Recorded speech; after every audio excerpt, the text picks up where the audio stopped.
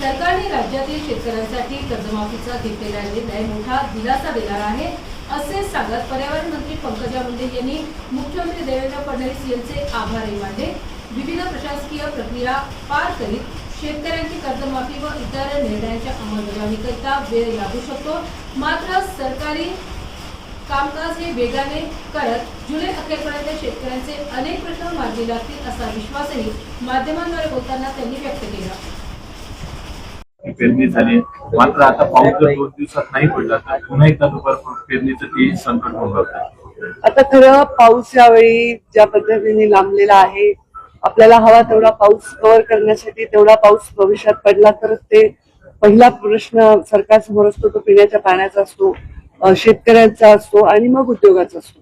तर ह्याच्यावर दर मंगळवारी जी आमची कॅबिनेट होती आम्ही वेळोवेळी त्याचा आढावा घेतो। 65% पेरणी झालेली आहे। मला असं वाटतंय की आज वातावरण असं पाऊस पडावा आणि हा पाऊस पडला तर शेतकऱ्याला थोडा दिलासा नक्की मिळेल। परंतु सर्वात महत्वाचा दिलासा शेतकऱ्यांच्या कर्ज माफीचा जो आहे तो सन्माननीय मुख्यमंत्री देवेंद्रजी फडणवीस आणि आता ते अर्थ खातं सुद्धा चांगला सांभाळत आहेत। मी त्यांच्या मनापासून अभिनंदन करते आणि एक शेतकरी म्हणून देखील मी त्यांचे आभार मानते की त्यांनी शेतकऱ्याच्या कर्जमाफीचा हा निर्णय आत्ताच्या वातावरणीय बदलामुळे झालेल्या परिस्थितीसाठी एक मोठा दिलासा दिलेला आहे। तर दिलासा देण्याचा ट्रेंड पुढेही चालू राहील असा मला विश्वास दिलासा दिलाय, घोषणा होऊन बरेच दिवस झाले, फक्त अद्यापर्यंत शेतकऱ्यांच्या खात्यात पैसे आले। आता एखादी घोषणा झाल्यानंतर लगेच दुसऱ्या मिनिटाला पैसे येतील कसे, त्याच्यासाठी जी प्रक्रिया असते हे सरकार आहे, भव्य अमाऊंट आहे, असंख्य शेतकरी आहेत, त्याचं इव्हॅल्युएशन आहे। त्यामुळे जर एखादी गोष्ट केली की लगेच तुम्ही दुसऱ्या पेक्षा अजून नाही आले। आणि कालच कॅबिनेटमध्ये प्रेसमध्ये आमचे जयकुमार रावळ यांनी प्रेस घेतली आणि हा निर्णय आत्ताच्या अधिवेशनात झाला ते शुक्रवारीच संपलेला आहे।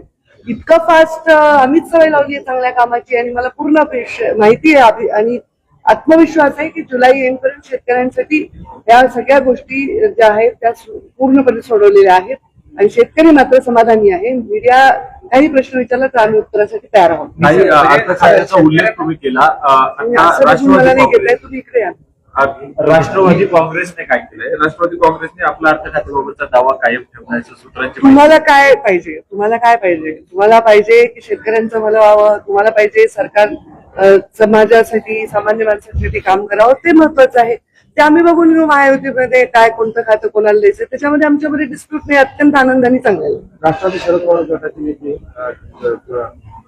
जयंत पाटील यांनी फडणवीसांची भेट घेतली, त्यामुळे नवीन समीकरण जयंत पाटील येत आहेत का? मी याच्यावर काही टिप्पणी करू शकत नाही। माझ्याकडे एक मंत्री म्हणून काही विषय असेल, काम असेल तर ते नक्कीच येतात, तसंच ते मुख्यमंत्र्यांकडे जाऊ शकतात। हे कुठलं समीकरण आहे की कोणत्या मंत्र्यांची कोणी एखादा विरोधी पक्षाचा आमदार भेटल्याने काही त्याच्यामध्ये होत आहे, पण काय होत आहे काय नाही होत आहे ते आता मला माहिती नाही।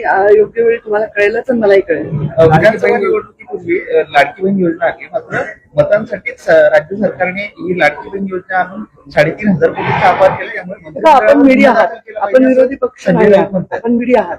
जेवढे लाडकी बहिणीच्या अकाउंटमध्ये पैसे जातात त्याचा सगळ्यांचा रेकॉर्ड आहे आणि एवढ्या महिलांना पैसे दिल्यानंतर आता योजना बंद पडली असंच आताच्या निवडणुका होत्या नगरपालिकेने तेव्हा असाच प्रचार केला की निवडणुकीपुरती योजना आहे बंद केली, पण निवडणुका अविरत चालू राहणारच ना, तर कसं बंद होणार आहे? निवडणुकीसाठी योजना नाही आहे, ती महिलांसाठी योजना आहे, महिलांच्या भल्यासाठी योजना ती बिलकुल बंद नाही करणार। पण डुप्लिकेशन मी सारखं सांगते की तुमचा टॅक्स तुम्ही स्वतः टॅक्स भरताय, हे टॅक्स भरतात, हे टॅक्स भरतात, हे टॅक्स भरतात, तो टॅक्स हा सरकारकडे जमा होतो आणि सरकार योजना करून तो जनतेला विकासाच्या रूपाने परत देते। मग कोणी चुकीचे पैसे उतरू द्यायचे का? आपण आपले पैसे चुकीच्या पद्धतीने खर्च होऊ द्यायचे का? नाही।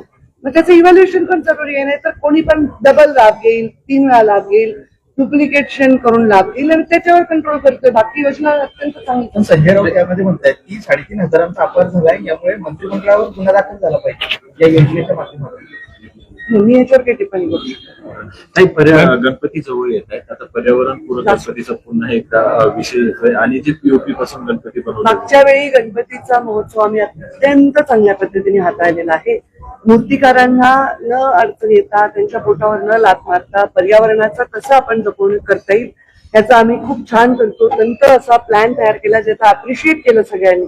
आपण छोटे छोटे पॉइंट्स बनवले जिथे आपण नद्यांमध्ये, नॅचरल तलावांमध्ये, समुद्रामध्ये कुठे विसर्जन, मोठे गणपती आणि लहान गणपती त्यांची साईज हे सगळे आपण प्रत्येक गणपती मंडळाच्या बाहेर बोर्ड लावले आणि त्याप्रमाणे विसर्जन झालेलं आहे. आणि रिसायकल होते. मातीचा गणपती असेल, पीओपीचा असेल, जर तो पॉन्ड मध्ये आर्टिफिशियली आपण त्याचं विसर्जन केलं तर त्या गोष्टी रियूज होऊ शकतात.